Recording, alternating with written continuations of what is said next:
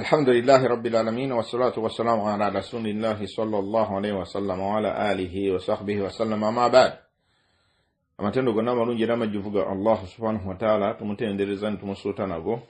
Tumwanjagira sokusasa n'emirembe ku mubaka Muhammad sallallahu alayhi wa sallam oyo gwe yatutumiranga kyakusaasira eri ebitonde byonna. Baganda bange abalungi abakkiriza tulina wana ekibuuzo kitwagala okugezaako okwanukula biidhinida nga kivudde mu bibuuzo bya muganda waffe Akaya oba Yahya Kivumbi. Muganda waffe abuuza nti Abayudaaya n'Abawarabu bava mu lulyo lwa Nabbi Ibrahim alayhi salatu wassalam. Kati bwe babanga bonna Abawarabu n'Abayudaaya bava mu lulyo olwo, so nga ate Abayudaaya bano tebaasiramuka, ekyo kitegeeza nti edduwa ya Nabbi Ibrahim gye yasaba Allah teyajyanukula.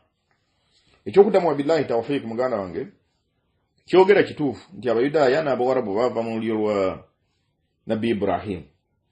Abayudaaya bava mu Ishaaka alayhi salatu wassalam yazaalibwa mukyala wa Ibrahimu ayitibwa Sara. Oyo ye mukyala w'omukulu, yazaala Ishaaka. Kati Ishaaka oyo yazaalibwa luvannyuma lwa Ismaili alayhi salatu wassalam azaalibwa mukyala wa Ibrahimu mukyala omuto owokubiri ayitibwa Hajara. Kati Hajara ono yazaala Ismaili. Kati story mpanvu nnyo Allah ajogerako mu Qur'ani mu bifo ebimu, Nabbi sasama n'agitunyumiza mu hadisi empanvu eri mu Bukhari, hadisi ya Ibn Abbas. Kati Nabbi Ibrahim ne mukyala we Sara basenguka bavaayo eyo gye baali, atambula agamba Allah wange ajja kunnuŋŋamya. Kati atuuka we yatuuka, oyo kabaka oyo mwononefu atuuka e Misiri bwe mbaserabidde, kabaka n'ayagala okumuggyako omukyala we Ibrahim alayhi salatu wassalam. Amubuuza, kabaka amubuuza nti ono omuyita otya? Namugamba nti mwannyinaze. Kiki yali ategeeza? Nti mwannyinaze mu Busiraamu. Lwaki? Abakumugamba nti no mukyala wange oli kabaka yali agenda mumutwalako. Kati ebyafaayo bitulaga nti kabaka yali ayagala okukozesa omukyala oyo, Allah subhanahu wa ta'ala n'amutaasa n'aleetawo ekyamagero. Story mpanvu naye kyetwagalamu kyeki nti kabaka ono yafuna okutya n'amuwa Hajara. Kati bw'amuwa Hajara yamuwanga omuzaana. Kati batuuka e Falastini, ono mukyala w'omukulu omwana yali yawulula dda, bakuze. Kigambibwa nti Nabbi Ibrahim yali akunuukiriza emyaka 8 oba 9 nga talina mwana, so nga ate omwana yali amwagala. Kati mukyala we ono kwe kumugamba nti omuwala ono mufuule mukyala wo, oba oli awo anaakuzaalirayo omwana. Alhamdulillah, era bwe kityo bwe kyali. Ibrahimu omuwala ono Hajara yamufuula mukyala we era n'amuzaalamu omwana. Kati omwana oyo n'amutuuma erinnya erya Ismaili. Kati Nabbi sallallahu alayhi wa sallam atunyumiza mu hadisi empanvu, hadisi ya Ibn Abbas, ng'anyumya ku amazzi ga Zamzam engeri gye gaatandikamu. Kati yava eri waggulu ng'aluka ng'atunyumiza omukyalo ono Sara bwe yakola obujja obw'ekika ekya waggulu, n'agoba omukyalo ono ng'ayagala mumutuusaako na bulabe, obujja bumukutte. Fakalo yagamba Ibrahimu nti nno jja wano mukyala wo n'omwana wo. Kati Allah subhanahu wa ta'ala n'alagira Ibrahim akwate omukyalo ono n'omwana abatwale e Makka mu kifo wagenda okuzimba ennyumba ye. Kati bw'abatuusaayo omukyalo ono yamulekaawo mu kikko nga tiwaliwo kintu kyonna, n'omwana ono yabasibira ekibuyu ky'amazzi n'ekisawo omuli entende n'abibalekerawo, n'atambula n'agenda. Kati bw'atambula n'agenda, omukyalo ono yamubuuza n'amugamba aina tadhhab watatrukuna bihadha alwadi alladhi laysa fihi insun wala shay'un owa yolagawa otuleka wano mu kikono awataliwo kintu kyonna wadde abantu wadde ekintu kyonna faqalat lahu dhalika miraran ebyo mukyalo ono yabimugamba Ibrahim yabiddingana emirundi waja'ala la yaltafitu ilaiha naye nno ng'ebyabimugamba nga Ibrahimu no yafaayo teyakyuka kumutunuulira wadde abimubuuza ebyo owaayo olagawa otuleka wano mu ddungu tewali kantu konna olagawa nga Ibrahimu takyuka kumutunuulira eventually omukyala kyava amugamba nti Allahu alladhi amaraka bihadha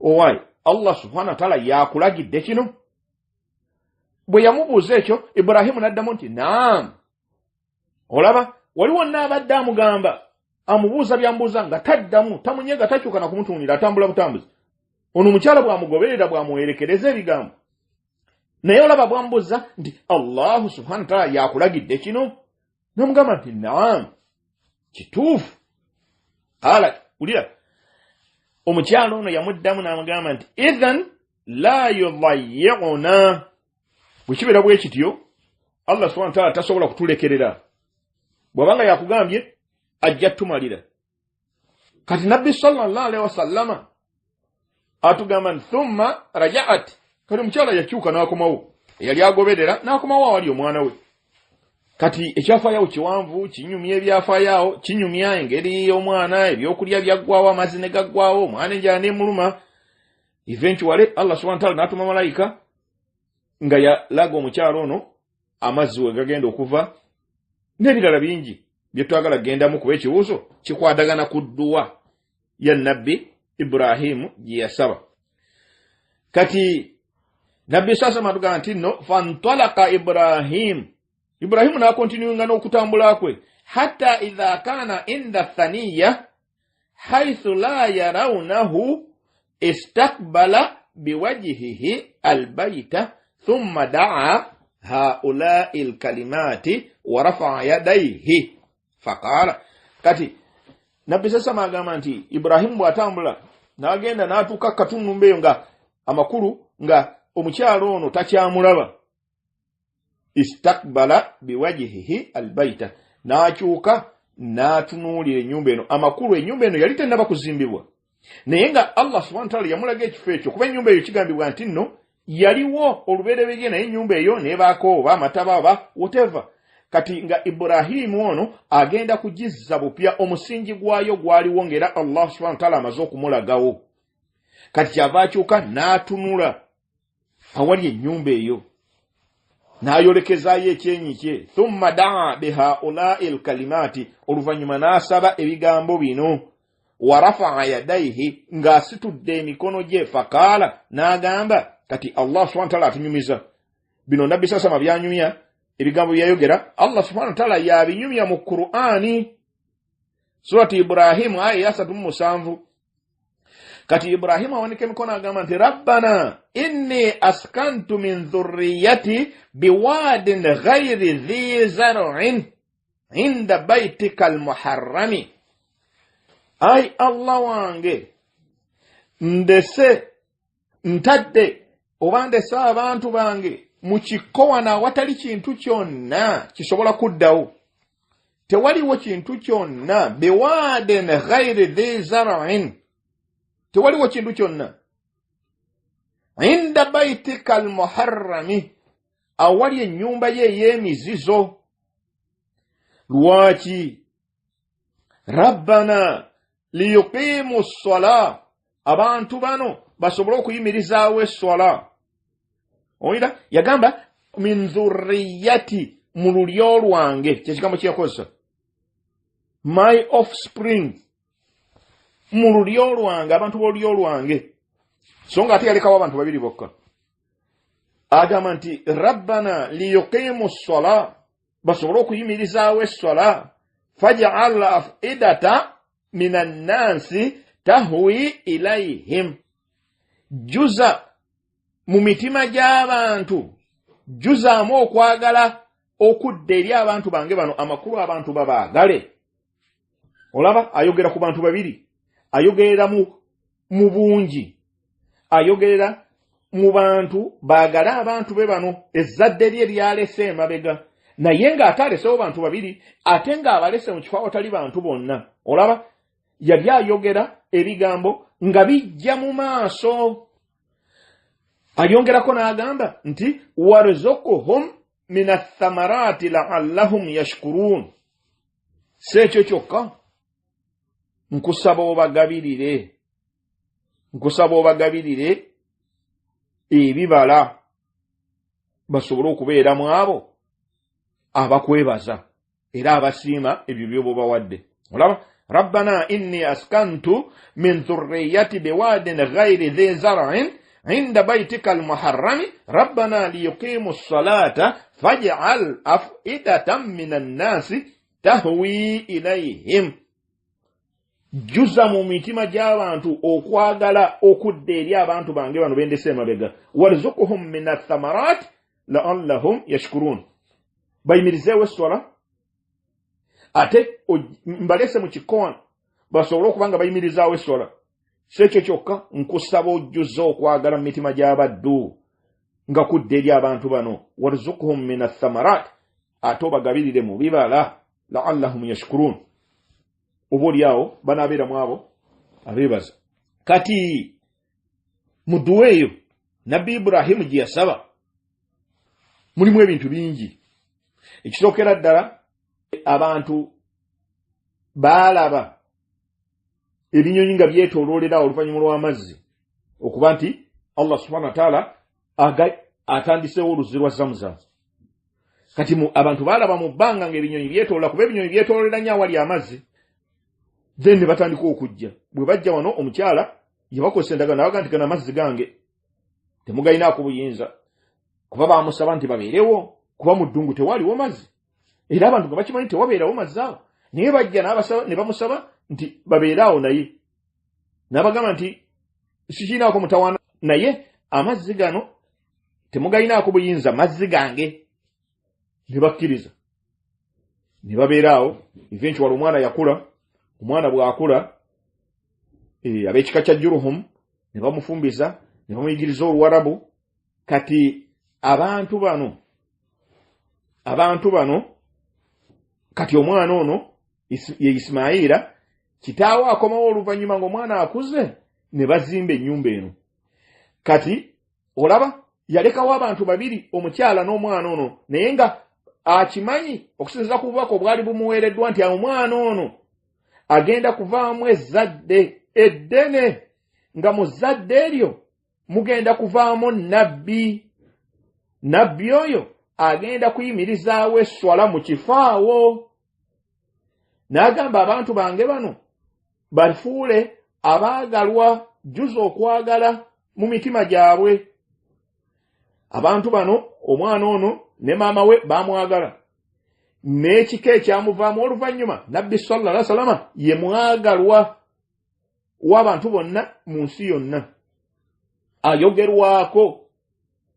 Ayogerwako mu buli kanyomero kansi. Nabbi Ibrahimu yasaba warzuqhum min athamarati la'allahum yashkurun. Era nkusaba obagabirire ebibala. Right now bw'otuuka e Makka otunulira ebibala ne weewuunya n'okwewuunya mu ddungu awo bivaawa? Dduwa ya Nabbi Ibrahimu. Mu Makka mulimu buli kimu ky'oyagala biizinillah, buli ky'oyagala ojja kisangamu. Oyingira mu maduuka naddala mu season kati ng'eya Hijja oba ya Ramadan, ng'abantu bagula ebintu mu dduuka, naye toliraba nti nno ekintu wano ebintu biweddewo mu dduuka. Toliraba nti ebintu biweddewo, naye ng'abantu bagula enkya n'eggulo. Subhanallah. Okwo kwonna kwanukula Allahu subhanahu wa ta'ala kwe yayanukula edduwa ya Nabbi Ibrahimu.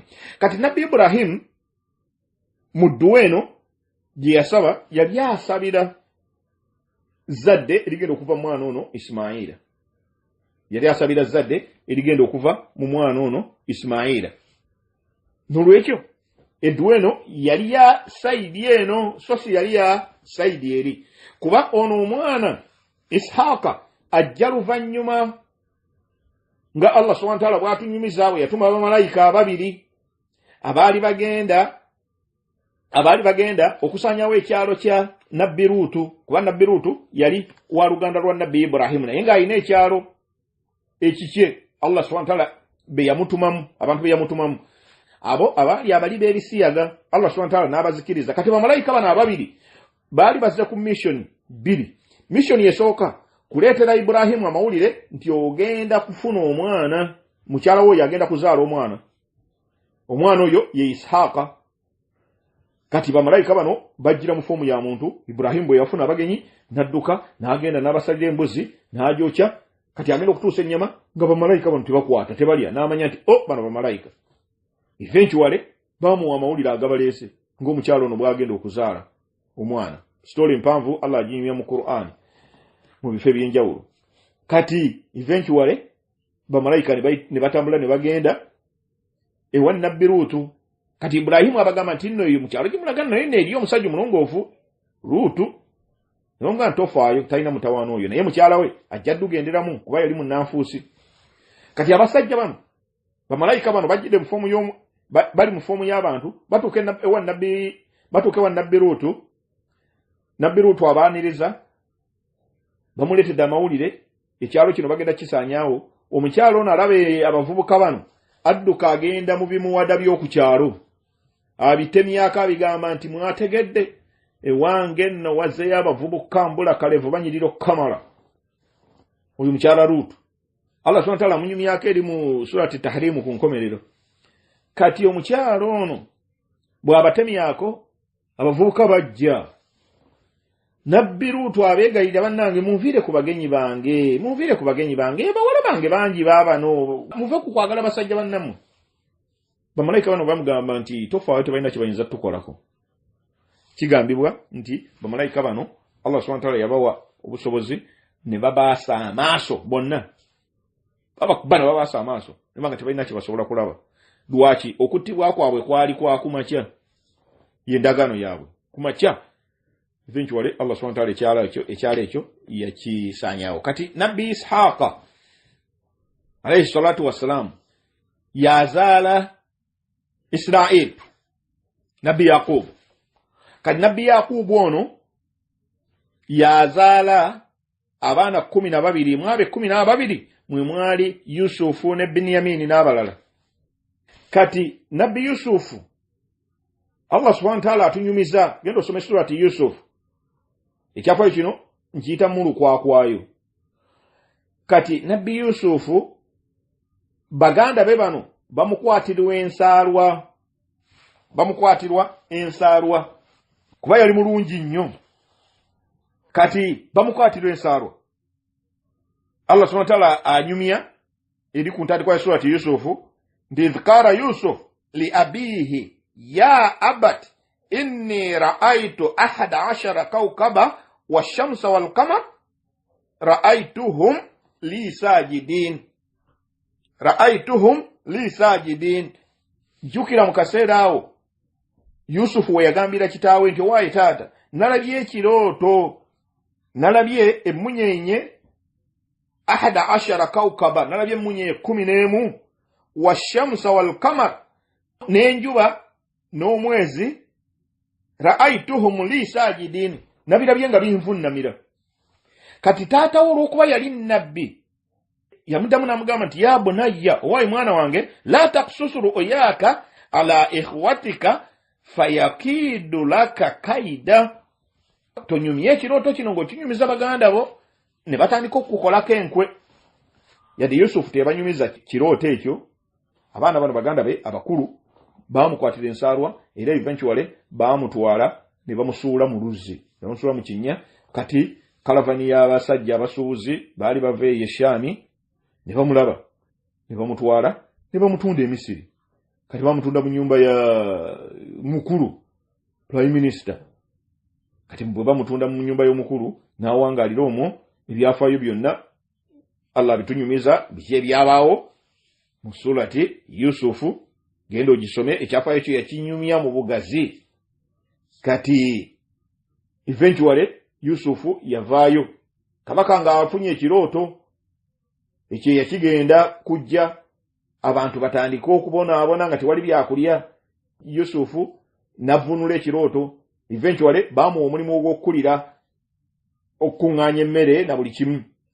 Kati oluvannyuma Yusufu ono bakadde be olw'okuba ekyeya kyali kizze baava ne Palestine gye baali ne bajja e Misiri okunoonya emmere, kuba abantu bonna olw'okuba nti Yusufu ono Allah subhanahu wa ta'ala yamuyisizaako okuba nti yakuŋŋaanya emmere. Abantu baava mu bitundu eby'enjawulo nga bajja okusaba emmere. Kati ne Yakubu yoyo ayitibwa Israel, Allah subhanahu wa ta'ala bw'amwogerako mu Qur'an, Israel lye linnya lye. Kyova olaba nti Sheikh Mashhur Hassan Salmani nasomako ng'agamba nti bambuuza ekibuuzo, n'agamba nti okuvuma Israel tulina okukyewala. Lwaki okuvuma Israel nga Israel tulina okukyewala? Lwaki? Nti lino erinnya Israel linnya lya nnabbi. Bw'otegenezo oyinza okuba nga oli ku nnabbi yennyini gw'ovuma. N'olwekyo tulina okwegendereza ennyo ebigambo bye tuyisa ku nnimi zaffe. Kati eventually nabbi Israel atuma abaana bajje banoonye emmere. Kati bwe bajja Yusufu yabalaba n'abategeera, bo nga tebakyamujjukira. Kati eventually yabagamba ndi muddeyo muno ndi muleete muganda wammwe. Ne bagenda ne baleeta muganda muto we Benyamini, kuba baali babazaala wamu. Abaana bano yali yabazaala mu bakyala ab'enjawulo. Kati Yusufu ne Benyamini baali bava mu mukyalo omu. Kati yabeeyanjulira n'abalaga nti ye Yusufu, n'abagamba mugende muno ne taata wammwe.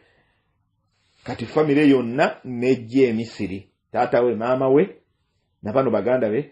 Kati ze munyenye ziri 11, abaana 11, washamsu wal qamar, n'enjuba n'omwezi, emunyenye 11, enjuba n'omwezi, n'olwekyo 17. Enjuba ye taata, omwezi ye maama, emunyenye 11 be baganda be bano. Baatuuka we yali ne bamuvunnamira, okuvunnama okw'okumussaamu ekitiibwa olw'okuba nti nno yali mukulu. Kati by then okuvunnama okwo kwali kukkirizibwa okw'okumussaamu ekitiibwa. Kati Allah subhanahu wa ta'ala anyumya ku nseero n'aga nti warafa'a abawayhi ala al-arshi wa kharru lahu sujjada wa qala ya abad hadha ta'wilu ru'yaya min qablu qad ja'alaha rabbi haqqan. Qur'an etunyumiza. Kati bano bavunnama, Yusufu n'agamba nti wayi taata wange, ekyo kyekirooto kyange kyennyini Allah subhanahu wa ta'ala akituukiriza.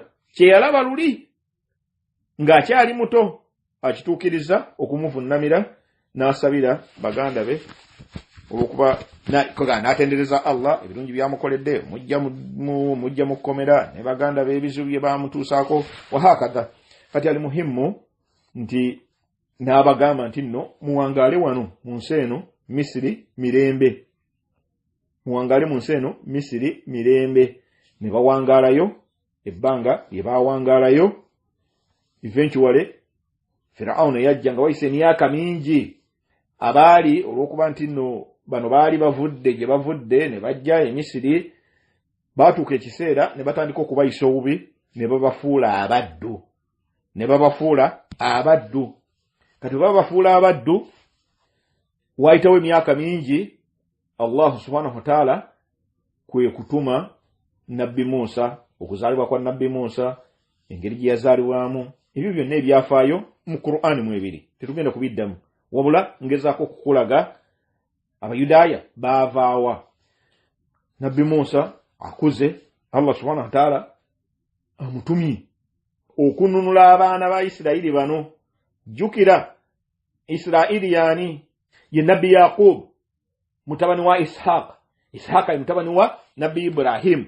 Azaalibwa mukyala we Saara, oli omukyala omukulu eyakola obujja ku mukyala oli omuto yali azadde omwana ng'ate ye yali yamubula dda. Naye eventually Allah subhanahu wa ta'ala naye n'amuwa omwana ku bukadde, mu biseera eby'obukadde. Kati eventually abantu bano oluvannyuma lw'emyaka emingi bazaala ne babeera bangi, kati ne babafuula baddu. Firauna yabakozesa nga abakoza kajiri. Allah subhanahu wa ta'ala yasobozesa nabbi Musa okuba nti yanunula abantu bano okuva mu bufuge n'obuddu bwa Firauna nga abatwala eri biladil muqaddasi ensi entukuvu gye yabalaganyisa yeruwa ye Falestini gye yawa nabbi Ibrahimu nga avudde eri gye baali bamusudde mu muliro bamubonyaabonya bamukozeeko ebibi ebya buli kika. Allah subhanahu wa ta'ala namugamba asenguke agende Falestini ye ensi entukuvu gye yabawa.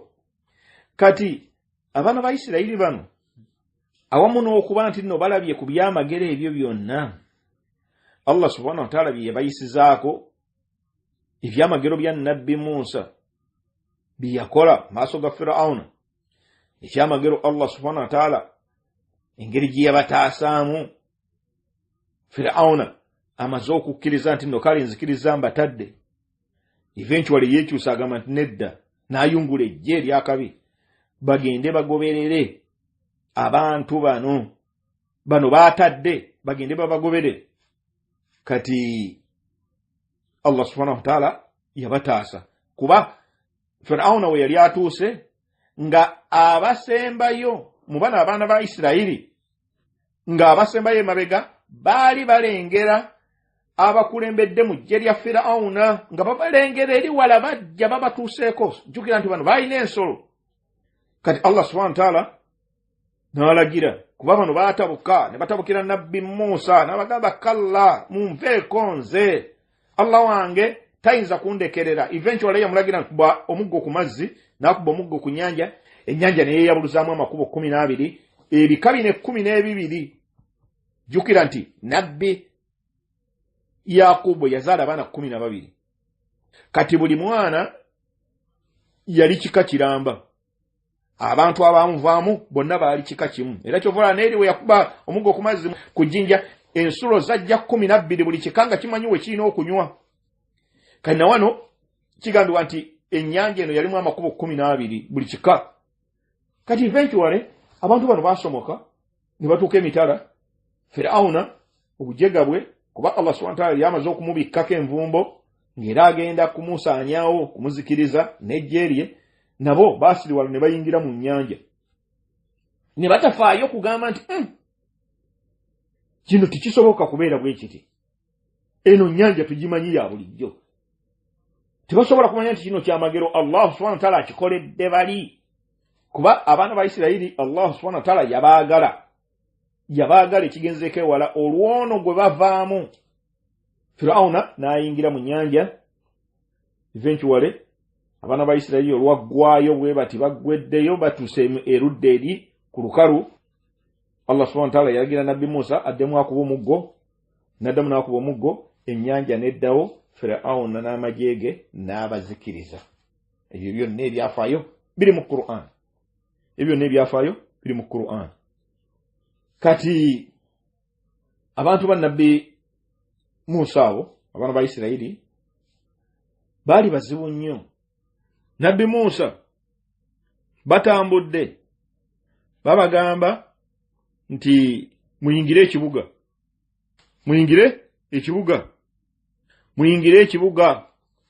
Yerusalemu. Bagaana bamugamba nti ya Musa inna fiha qauman jabbarina wa inna la nadkhulaha hatta yakhruju minha fa in yakhruju minha fa inna dakhilun. Surati Maida.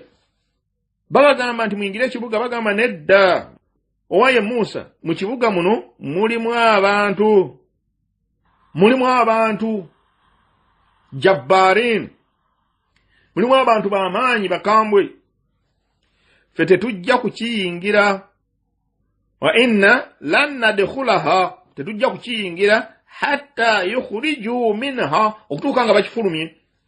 Fa in yakhruju minha, bwe banaafuluma fa inna dakhirun, kati olutujja kuyingira. Kati Allah subhanahu wa ta'ala atunyumiza mu aya eddako nti qala rajulani min alladhina yakhafuna an'ama Allahu alayhima, abasajja Allah subhanahu wa ta'ala tugamba nti abasajja babiri abaatya nga batya ebyengera bino Allah subhanahu wa ta'ala byabawadde ayinza bibajjako ne babagamba idkhulu alayhim albaba fa idha dakhaltumuhu fa innakum ghalibun abaye muyingire mugende mukasita muyingira mu mulyango bwe muti kasita munayingira abantu bali bajja kutyera bajja kufuluma ekibuga kino abantu bano bajja kutya mujja kubeera bawanguzi abantu bali bajja kufuluma bagende wa alallahi fatawakkalu in kuntum mu'minina mwesigamire Allah bwe mbanga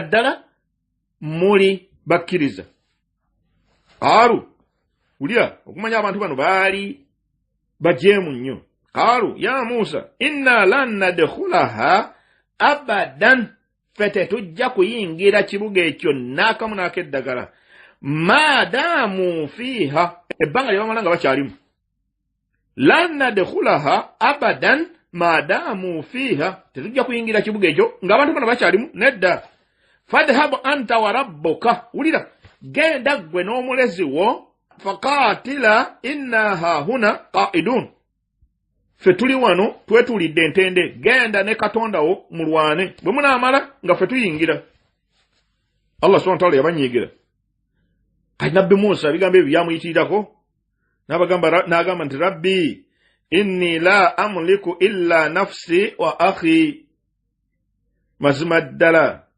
sina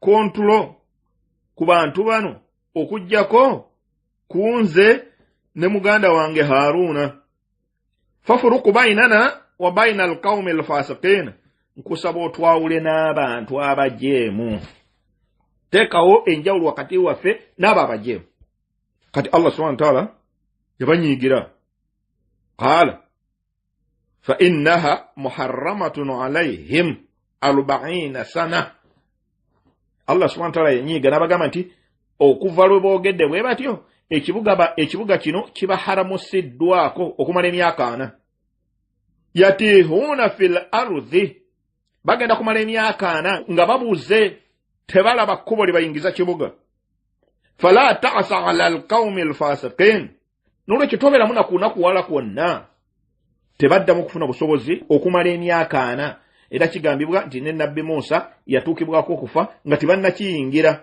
era bamuziikaawo ku njegoyego z'okuyingira ekibuga Yerusalemu bwe kigambibwa mu byafaayo eno ali muhimu muganda wange oba baganda bange ne banyiraza abalungi ab'ebitiibwa abantu bano bamiteeka ebiri abawarabu n'abayudaaya abayudaaya bava mu nabbi Ishaqa azaala nabbi Yaqubu nabbi Yaqubu yazaala abaana 12 mwe muli Yusufu be bavaamu ebika ebyo eby'abayudaaya 12 kati bajeema nnyo Allah subhanahu wa ta'ala boogerako emirundi mingi mu Qur'ani obujeemu bwabwe n'okubakolimira na buli kimu n'okubakyawa n'okubasunguwalira kivuvala nabbi sasama yatugamba nti buli lwe tugamba edduwa gye tusoma buli lunaku emirundi emitono ennyo 17 tugamba nti ihdina siratal mustaqim siratal ladina an'amta alayhim ghayril maghdubi alayhim waladdallin baluwa betuwogerako Allah subhanahu wa ta'ala agamba nti no ghayril maghdubi tulungamye mu kkubo eggolokofu eritali eryabo al maghdubi alayhim Allah subhanahu wa ta'ala beyanyigira beyasunguwalira bebaani nabbi sasama yatugamba nti humul yahud biba yahudi ate wala dalin ekkubo eritali eryabo abaabula nabbi sasama natugamba nti humun naswara biba naswara abayudaaya Allah subhanahu wa ta'ala yabanyigira olw'obujeemu obwabayitirirako ng'era bw'olabye nti bamugamba nabbi Musa bagamba muyingire ekibuga ne muvuddemu abasajja babiri abatya Katonda babagamba nti bannange temukaayana muyingire ekibuga bwe munaayingira mu geeti awo mujja kubeera victorious mujja kuwangula bali bajja kufuluma wadde muwalabanga b'amaanyi bajjabbarin baagaana ne bafulumya ekigambo ekinene nti gwe nabbi Musa ne Katonda wo mugende mulwane ffe twetulidde entende wano Allah n'abanyigira awo wennyini awo n'abagamba nti bagenda kubonawonera mu ddungu awo okumala emyaka 40 years nga tebayingidde ekibuga kiri kwekuluntaza n'ebirala bingi batta bannabbi ba Allah abayitirivu beefuula bbereegi ng'era boolaba kati bwe beeyisa buno busammambiro compared ku bali abedda kuba bali abedda okutuuka okutta bannabbi kivola nabbi Isa baamugaana era ne bakoluke bajje bamutte Allah subhanahu wa ta'ala atunyumiza naga nti yamusitula n'amutwala tebasobola kumutta lwaki ono ali minar rusuli ali mubabaka ebyafaayo bigamba nti nno omuntu oyo yenna ayina title ya rusul afa natural death tattibwa wabula bali ba anbiya kyokola Allah subhanahu wa ta'ala agamba nti al anbiya nti batta ba anbiya be kati abayina title y'obwa nabbi kuba nabbi title y'obwa nabbi eri bilo eri wansi wa title ya rusul kati eventually Allah subhanahu wa ta'ala abantu abo yabanyigira n'abajjako okwagala kwonna kwe yali abawadde awo wonna okuva ku nabbi Ibrahim okujjira ddala okutuuka ku nabbi sallallahu alaihi wasallam mu bawarabu temwavaamu nabbi n'omu bonna baavanga ku sayidi eri ya Isaaka bonna baavanga muli mu baana ba Isirayiri bonna mwe bava bonna abo Allah subhanahu wa ta'ala baatunyumizaako ba Daawuda Sulaimani ba Yahya bonna balingaawo mu Palestine kati olw'obujemu bwabwe Allah subhanahu wa ta'ala n'abanyigira era n'abakyawa kati ali muhimu okuddayo nti edduwa bw'oba gy'obadde ogamba eyo gye tulabye nabbi Ibrahimu yali asabira ezzadde lye lyali alese Makka era edduwa yagyanukula era byebyo nga bw'obirabye bwe mbikulaze biidhinidda mu bufunze nti obusiraamu bwakyaka ne bubuna ensi yonna mu zadde eryo mwe mwava nabbi w'ensi yonna Muhammad sallallahu alaihi wasallama mu zadde eryo mwe muva abantu abo kati abali ku ttaka lya buwarabu awo era be basinza Allah subhanahu wa ta'ala mu bwomu bwe be basinza Allah subhanahu wa ta'ala mu bwomu bwe bamwawula awatali kumugattako kintu kirala kyonna ebibala bye basabira bwe otuuse Makka ekyo kiri waade kyeyolefu obiraba bulabi n'olwekyo bwe banga edduwa gy'oyogerako edduwa eyo Allah subhanahu wa ta'ala yagyanukula bali abaana ba Isirayiri bo bali mu lusenyi lwabwe na bano bali mu lusenyi lwabwe bali baajoga Katonda ne badda ne mukati okwagala kwe yabaagala n'abakyawa n'okubakolimira n'abakolimira wabula ate mubo mulimu abaavaamu ne bakkiriza omubaka Muhammad sallallahu alaihi wasallam nga Abdullahi bin Salami nabbi sallallahu alaihi yayogerako nti ye Muyahudi asinga Abayahudi bonna obulungi ye Muyudaaya asinga Abayudaaya bonna obulungi aba baaliwo ku mulembe gwa nabbi sallallahu alaihi wasallam ekirala ku baana ba Isirayiri bano emu ku nsonga lwaki baagaana okusiramuka lwakuba nti baakitegeera nti obwannabbi buvudde ku ludda lwabwe luzze mu bantu abalala kyovula baakimanya nti eriyo omubaka agenda okujja ow'enkomerero naye nga basuubira nti ava mu bo kyovula baasengukira e Madiina bangi oba ebyalo ebyetoolodde Madiina lwaki mu bitabo byabwe baakimanya nti omubaka oyo agenda okujja agenda kubeera mu kifo awalimu ennyentende bagenda okutunulatunula awo wonna mu ddungu nga ekifo ekisinga okulimwamu entende ye Madiina era ne bajja ne basengukira mu bitundu ebyo nga basuubira nti agenda kuva mu bo baali surprised and shocked okuba nti nno nabbi oyo yazaalibwa mu lulyo lulala yazaalibwa mu Bawarabu ab'e Makka naye eventually nabbi oyo yasenguka n'ava e Makka n'ajja e Madiina okutuukiriza bw'atyo Allah subhanahu wa ta'ala bwe yabiteekateeka era ky'okola nti abaalimu okutya Katonda Allah subhanahu wa ta'ala bwe yaggulirawo ebifuba byabwe bakkiriza olwali okumulabako ne bamukkiriza kuba baali bamumanyi. Barakallahu fiikum wa jazakumullahu khairan. Ekyo baganda bange ekibuuzo ekikwatagana ku Abayudaaya n'Abawarabu n'edduwa ya nabbi Ibrahim gye yasaba bwe tutyo bwe tusobodde okubanga tukyogerako naye nga ebyafaayo bingi mu Qur'ani ebikwatagana ku nsonga eyo ayagala ganyulwamu ennyo genda osoma ekitabo kye bayita Qasasul Anbiya. Ekitabo ekyo bakivunula ne mu Luzungu aba Darussalam, osobola bulungi nnyo kifuna gwe atamanyi Luwarabu. Ebyo byonna ojja bisangamu ebyafaayo by'abannabbi. Imamu Ibn Kathir rahimahullah yakiwandiika n'asengeka ebyafaayo by'abannabbi okuva mu Qur'ani ne mu hadisi za nabbi sallallahu alayhi wasallam. Barakallahu fikum wa jazakumullahu khairan. Panyagira Allah subhanahu wa ta'ala wekisa ekingi ateekemu abawulira ebigambo ne batwalamu ebyoka by'omugaso ebirungi byonna ebiyitidde ku lulimi lwange. Allah subhanahu wa ta'ala yansobozesa kubatuusaako ensobi ezibadde muzange enganze era mulajanira abeere nga azinsonyiwa nammwe alime okuzibafuulira ekibabuza. ربنا تقبل منا إنك أنت السميع العليم وتب علينا إنك أنت التواب الرحيم. ربنا آتنا في الدنيا حسنة وفي الآخرة حسنة وقنا عذاب النار.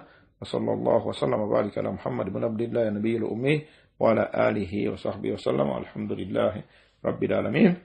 سبحانك اللهم وبحمدك أشهد أن لا إله إلا أنت أستغفرك وأتوب إليك. والسلام عليكم ورحمة الله وبركاته.